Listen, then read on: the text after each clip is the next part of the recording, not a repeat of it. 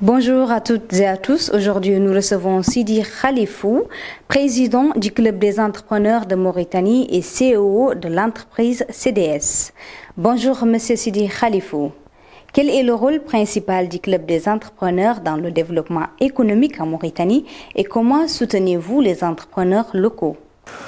Voilà, donc le SEM est un regroupement d'entrepreneurs et donc d'entreprises de type PME en Mauritanie, qui regroupe aujourd'hui une cinquantaine de PME, dont l'objectif est d'abord de se retrouver entre nous pour faire du business entre nous, mais surtout agir pour régler les problèmes des PME vis-à-vis du contexte, vis-à-vis du gouvernement, vis-à-vis des autres structures patronales. Et donc renforcer les capacités de nos managers, renforcer les compétences de nos équipes, donc augmenter le partenariat au niveau entre nos entrepreneurs et les entrepreneurs dans des autres pays et créer de la réflexion, la dynamique sur l'économie de la Mauritanie. Bien sûr que l'objectif de tout ça, c'est aussi de l'impact au niveau de l'emploi, au niveau de la valeur ajoutée mauritanienne, au niveau de la visibilité de la Mauritanie par rapport à l'économie. Quelles sont les principales difficultés rencontrées par les entrepreneurs en Mauritanie et quelles initiatives le club met-il en place pour y remédier? Il y a pas mal de difficultés, c'est d'ailleurs ça fait partie des choses qui sont très discutées dans le club, que ce soit dans le cadre des réunions régulières, que ce soit dans le cadre des séminaires. Et les principales qui ressortent d'abord, c'est le financement. Il y a beaucoup de problèmes d'accès au financement, que ce soit du court terme au niveau des banques, parce que les taux d'intérêt sont élevés, que ce soit du capital, parce qu'il n'y a pas beaucoup de structures de financement en capital. Et comme on le sait, pour que les entreprises se développent, il faut bien des moyens, il faut de l'accompagnement, il faut du financement. Ça, c'est une des grosses difficultés là-dessus. La fiscalité, souvent citée comme obstacle aussi pour la croissance des entreprises, surtout les plus petites à la création. C'est toujours compliqué de démarrer avec une fiscalité un peu forte en Mauritanie pour les PME.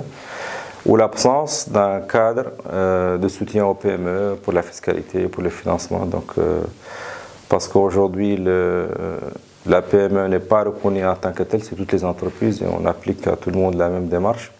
Et d'ailleurs, le SEM, ça fait partie de ces grands plaidoyers, c'est d'avoir une reconnaissance pour la PME et un cadre incitatif pour la PME, pour l'emploi, pour la fiscalité, pour le financement, pour que ça puisse se faire.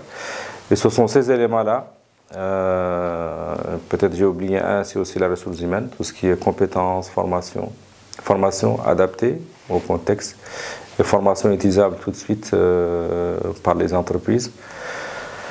Donc ce sont ces éléments-là sur lesquels tous les plaidoyers du SEM se fait pour avancer avec le gouvernement, avec les partenaires. Et on essaie de les régler localement, mais on essaie aussi de les régler au niveau régional, avec des partenaires, avec d'autres réseaux d'entrepreneurs comme nous, pour avancer sur ça. Comment le club encourage-t-il l'innovation et la diversification économique dans un contexte où l'économie mauritanienne est fortement dépendante des ressources naturelles? Oui, c'est un grand challenge. C'est vrai qu'aujourd'hui, d'abord nous avons ciblé dans le cadre du SEM des entrepreneurs d'un certain niveau qui pour nous sont capables d'innover, capables de structurer les choses, capable d'avancer rapidement et c'est ça la clé pour saisir les nouvelles opportunités. Et on est conscient qu'il y a plein d'opportunités dans les services, dans les nouveaux métiers, que ce soit les nouvelles technologies, dans le local content aujourd'hui qui est autour de l'hydrogène, autour des oil and gas. Et donc c'est ça que nous voulons, que les entreprises anticipent et participent à de nouveaux marchés et puissent être prêtes pour saisir les opportunités dans les nouveaux domaines. Et ne pas se cantonner seulement dans les classiques qui existent. C'est valable aussi dans l'agriculture, dans l'élevage, dans des domaines où la Mauritanie pouvait faire la pêche, où la Mauritanie pouvait faire beaucoup de choses, mais qui aujourd'hui est restée à un stade très primaire. Donc c'est la qualité des managers, c'est leur capacité, leur innovation, qui va permettre de dénicher des choses et de dénicher de nouvelles activités, de nouvelles opportunités, et surtout être capable de trouver les bons mécanismes, les bons financements, les bonnes ressources humaines pour aller de l'avant et pour faire de la valeur ajoutée en Mauritanie et pourquoi pas exporter aussi dans d'autres pays. Pour les aspects innovation et diversification, c'est vrai qu'on est multisectoriel. On a 12 secteurs d'activité et dans chaque secteur d'activité, il est prévu qu'il y ait un cluster. Et ce cluster justement a un rôle aussi un peu technique et un rôle focus sur des thématiques qui peut développer au niveau de la Mauritanie, mais au niveau aussi du réseautage, au niveau international. Et ça permet aussi d'approfondir certaines choses. Si on prend les IT par exemple, c'est un domaine sur lequel il y a beaucoup de choses à faire. Et on espère que le cluster IT pourra développer des compétences nouvelles, que ce soit de l'intelligence artificielle, que ce soit du développement, surtout que les Mauritaniens sont connus pour cette capacité-là.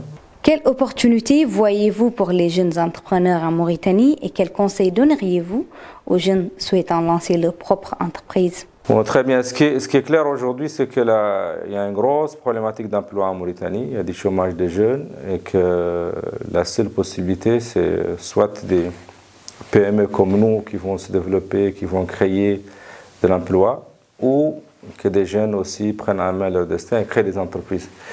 Et c'est ce que aussi nous essayons de démontrer, que la création d'entreprises, l'entrepreneuriat sont des solutions qu'il faut encourager. Il y a effectivement beaucoup de start-up, il y a beaucoup d'idées, mais c'est l'accompagnement qu'il faut aussi.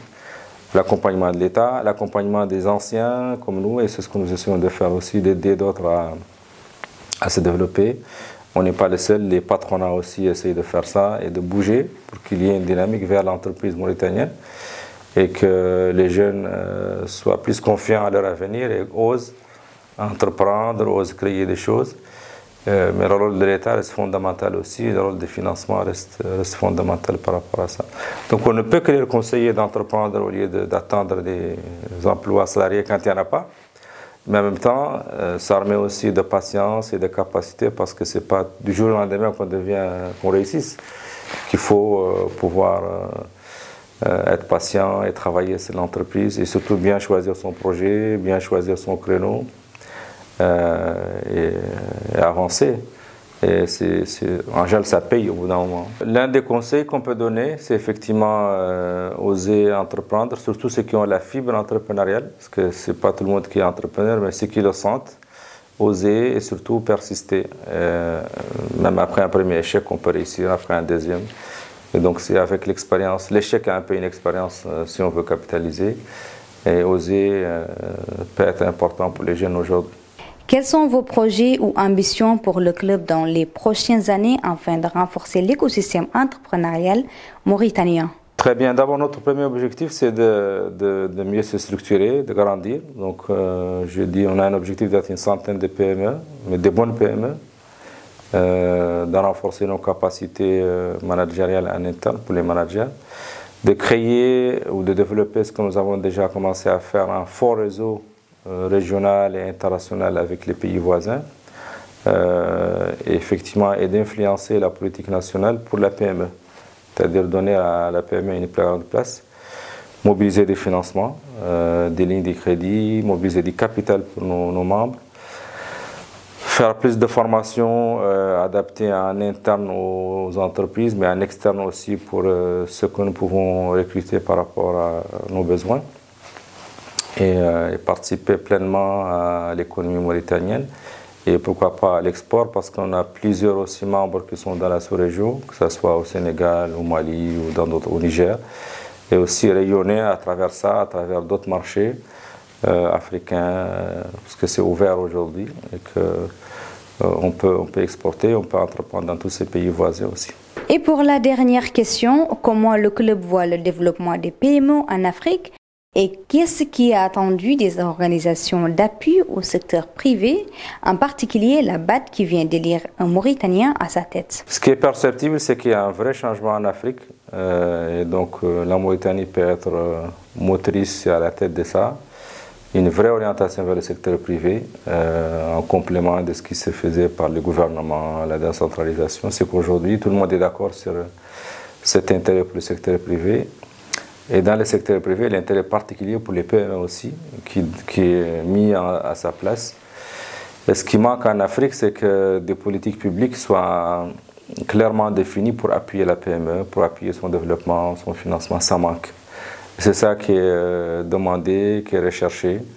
Et c'est ça l'ambition aussi du SEM, c'est de contribuer à ce que des politiques d'État ou de bailleurs, stratégies de bailleurs ou d'organisations, aille dans ce sens-là pour dire soutenons le secteur privé, soutenons la PME par tous les moyens pour que ça se développe, pour que ça crée de l'emploi, pour que ça crée la valeur ajoutée.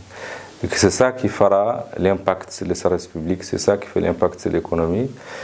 Et pas forcément de dire on va mettre tous les moyens entre les mains de l'État et l'État va tout faire. Et que les choses changent, qu'il faut que ça change et que les États comprennent ça et qu'ils soient au service du secteur privé et qu'ils aient les bons mécanismes pour appuyer le secteur privé. Ce qui n'était pas le cas, mais ça commence à vraiment bouger par rapport à ça.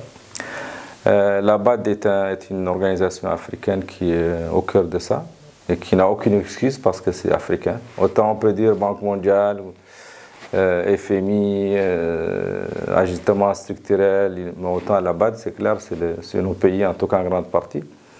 Et donc il y a un rôle fondamental pour développer cette partie-là, de financement du secteur privé, d'appui au secteur privé, dans tous les secteurs d'ailleurs. Elle peut le faire à travers une approche sectorielle, mais ciblée vers les entreprises.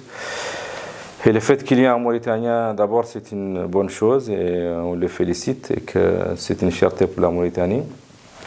Et ça donne aussi, ça fait de la lumière sur la Mauritanie, donc en positif parce que ça montre qu'il y a des cadres de haut niveau et qu'on peut rayonner. Mais on attend aussi qu'ils puissent pousser l'Afrique, pousser la Mauritanie vers des activités plus économiques, plus intéressantes, pour le développement accéléré. Parce que le gros problème, c'est parfois aussi le temps que prennent ces politiques de développement pour qu'on aille vite. Nous avons un rôle, les États ont un rôle, mais la BAD aussi a un grand rôle de leadership et d'impulsion pour que ça avance vite. Et c'est ça qu'on nous comptons sur lui pour mettre un accent particulier sur la Mauritanie par rapport à ça.